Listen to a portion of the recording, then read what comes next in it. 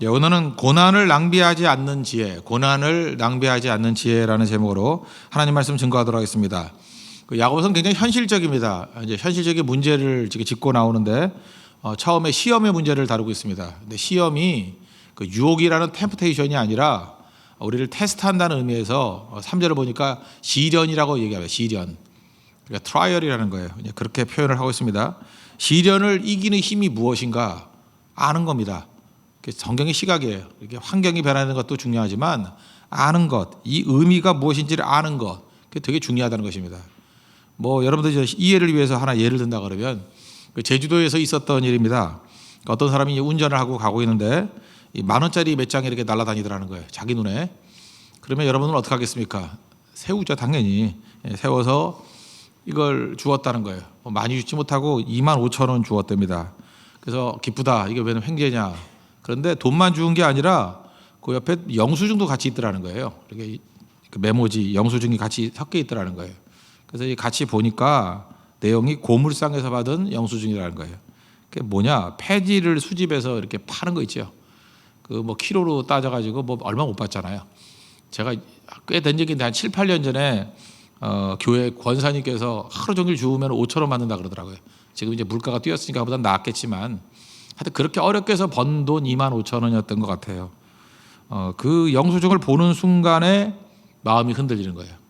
어떻게나 이 돈, 이 핏값이잖아요. 어떻게 이 돈을 내가 주워갈 수 있나. 제주도니까 좁지 않습니까? 그래서 방송국에 가서 내용을 알렸다라는 거예요. 경찰의 도움으로 그 주인을 찾아줬답니다. 왜 이런 일이 벌어지죠? 만약에 어떤 돈인지 몰랐다 그러면 그냥 사람이 쉽게 그냥 가져갔을 수도 있다고 생각합니다. 그런데 그 돈에 의미를 한 거죠. 이 돈이 어떤 돈이에요? 어떤 사람이 폐지를 주어서 힘들게 그것도 며칠 동안 번 돈 이거 함부로 가질 수 없잖아요. 왜 이렇게 삶이 변화됐죠? 행동이 변화가 됐죠? 알았기 때문에. 안다는 것은 우리 인간의 모든 행동을 다 바꾸는 힘이 있다는 것입니다. 여러 가지 시험을 만나거든 기쁘게 여기라. 이게 왜 가능해요? 알기 때문에 그래요. 뭘 아는 거죠? 이 고통의 의미, 고난의 의미, 결핍의 의미를 알기 때문에. 우리 지난 주간에 살폈던 거 보면 결핍의 의미, 결핍이 주는 힘, 그게 두 가지였잖아요. 우리가 민감성을 준다. 그죠? 우리를 하여금 그 중국집 사모님의 거짓말, 그런 것 같은 그런 민감성을 준다. 그거 좋은 거죠. 얼마나 큰 유익이 있습니까? 메마르지 않은 인생. 그리고 교육이 가능하다 그랬잖아요. 결핍을 통해서 아이들이 책임감, 절제, 의미, 의지 이런 거 다 배우는 겁니다. 그러니까 이게 좋은 거죠. 이렇게 안다 그러면 결핍이 우리를 넘어뜨리는 것이 아니라 우리를 더 깊게 만들고 강하게 만든다. 이것을 깨닫게 된다는 것입니다.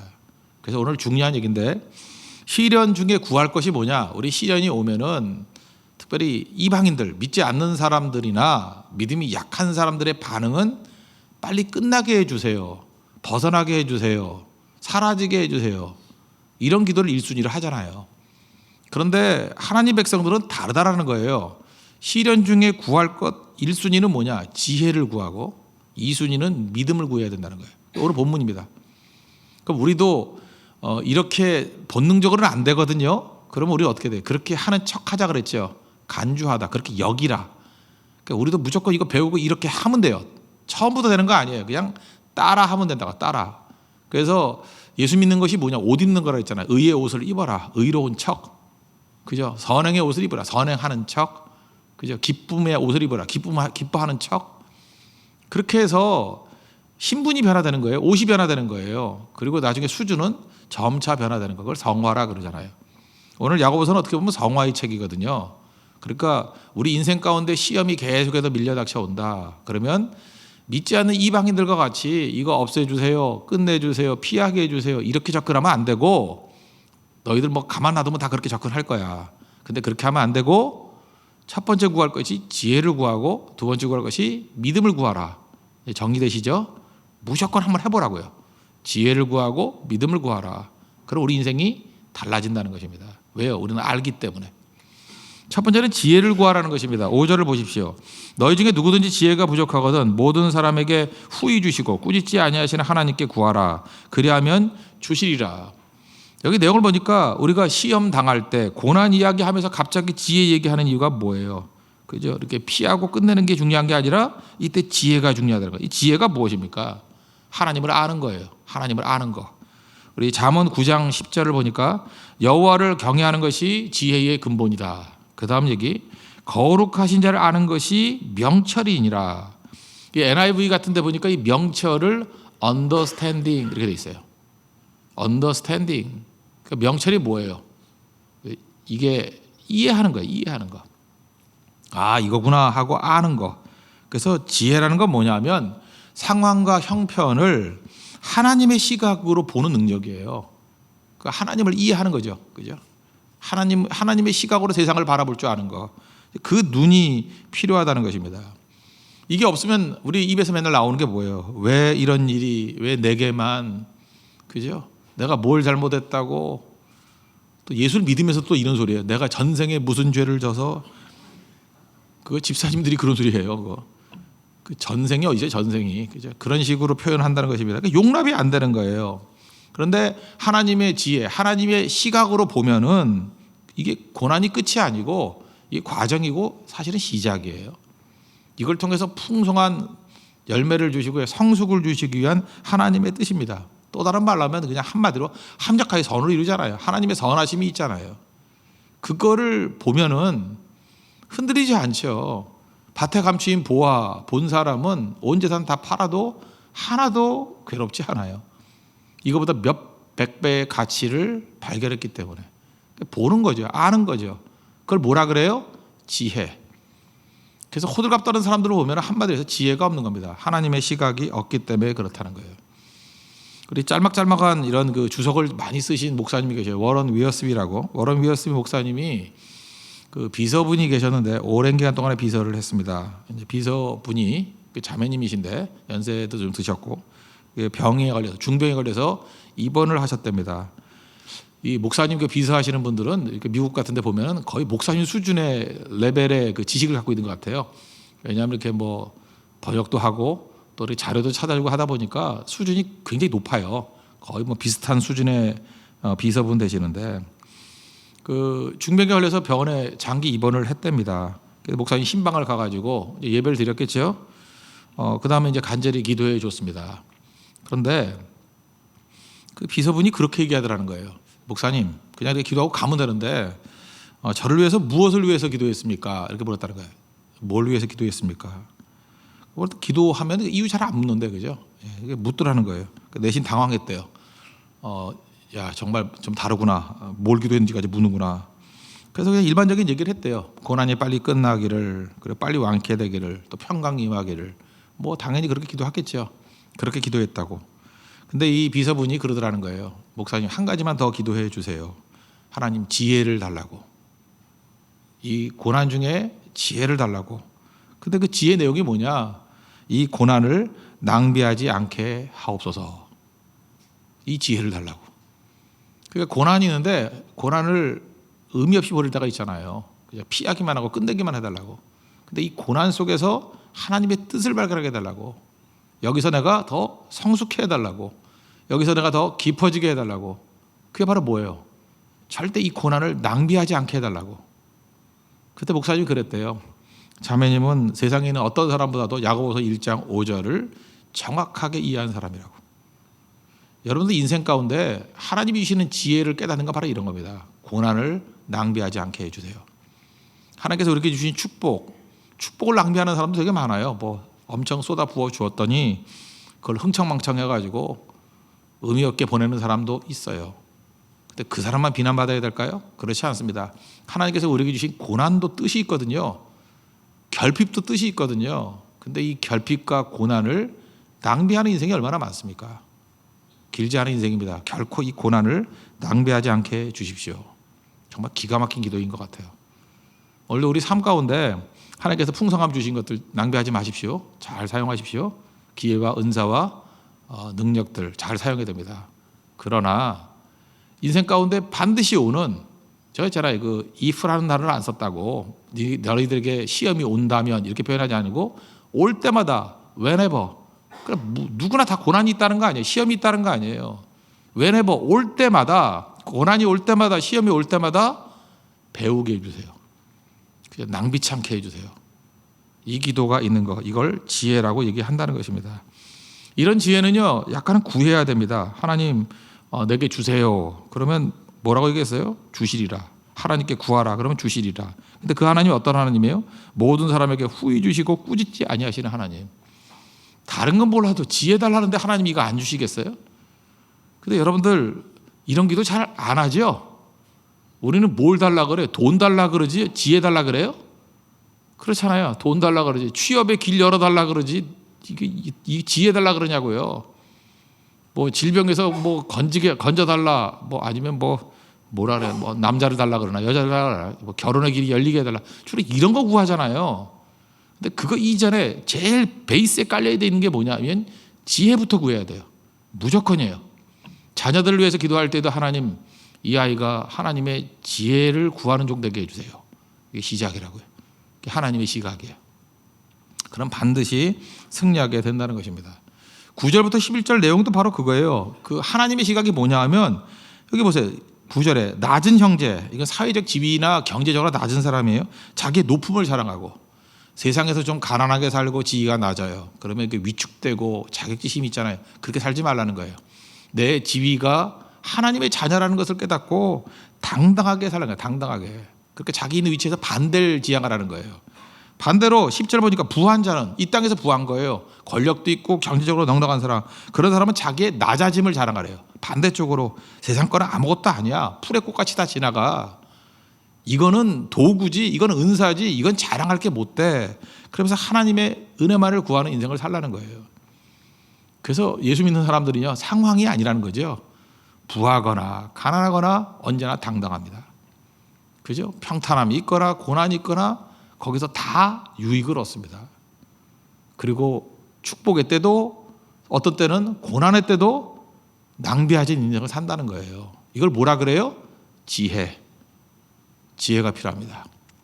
그래서 지혜가 없으면 항상 업앤다운이 끝이 없는 그런 흔들리는 인생을 산다는 거예요.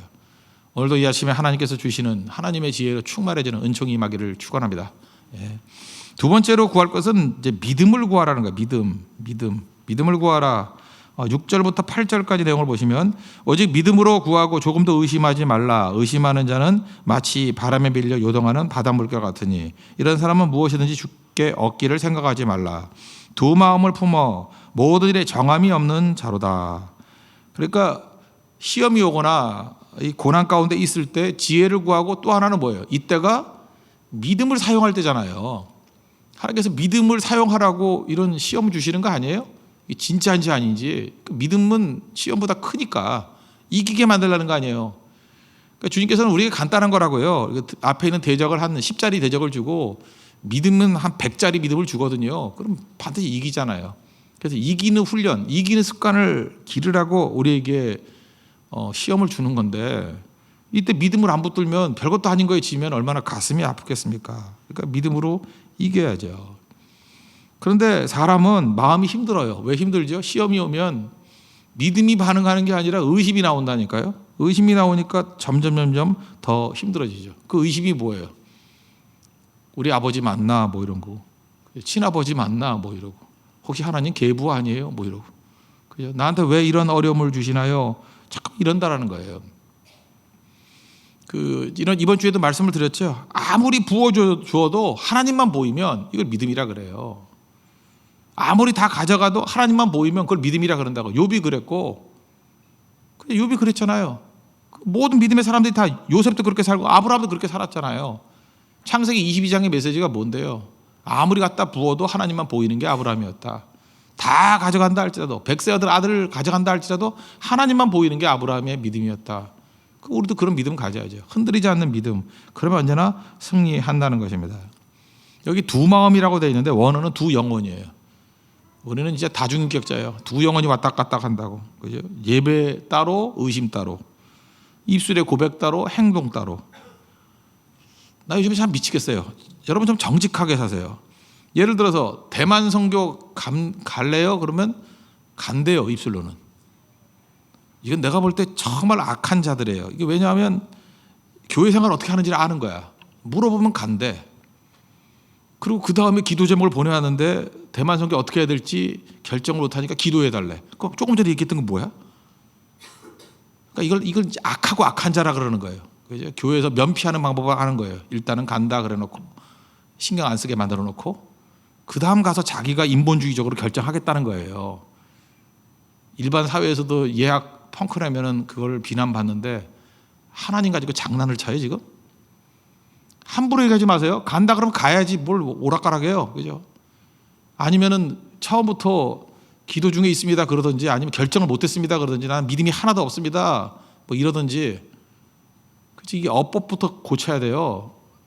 믿음 없는 흔들리는 그게 바로 뭐예요? 두 마음, 두 영혼. 뭐든지 둘은 안 좋은 거예요. 둘은 이 더블 포커스 이거 뭐 완전히 우리 인생을 무너뜨리는 거죠. 절대로 이 양다리 인생 가지면 안 된다는 것입니다.